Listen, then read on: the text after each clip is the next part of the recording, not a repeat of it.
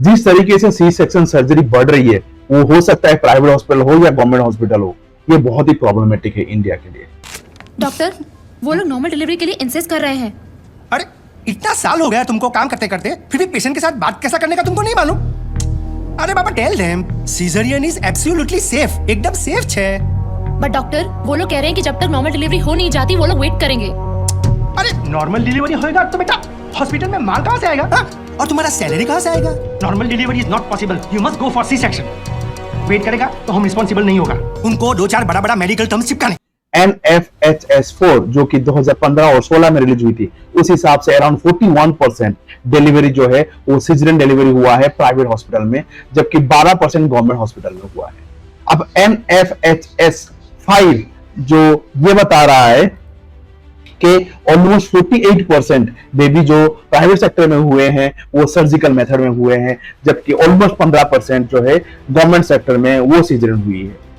बस macro level में हम देखेंगे तो ये स्टैटिस्टिक्स यही बता रहा है कि हर 5 वुमेन के बीच में एक वुमेन और एक महिला जो कि मेडिकल फैसिलिटी में सिजरिंग के थ्रू ही अपनी डिलीवरी कर रहे हैं, वो हो सकता है पब्लिक और private.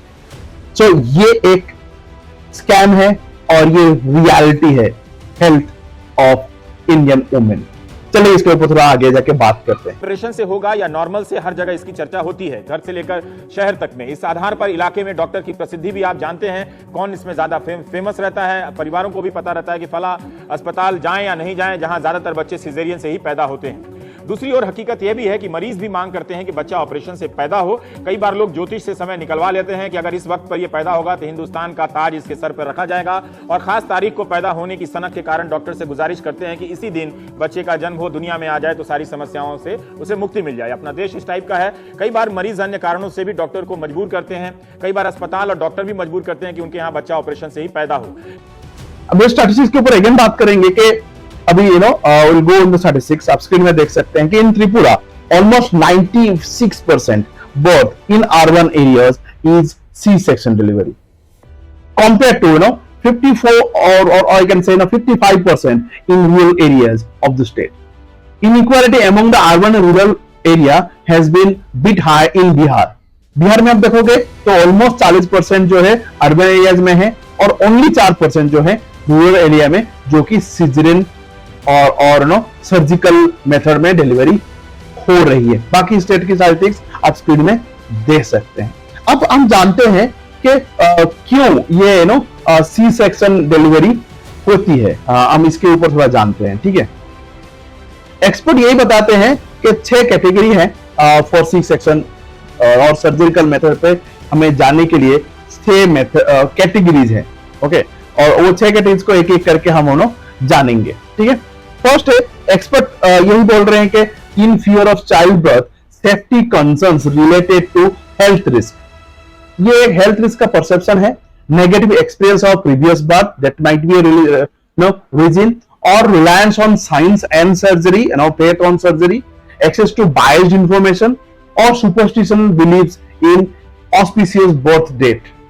Most women had more or than one of the reason which we put it up there, and even WHO department director Ian Askew also give this type of idea that these are the superstitions which really made the C-section or surgical method approved by both parents and doctor at the same time.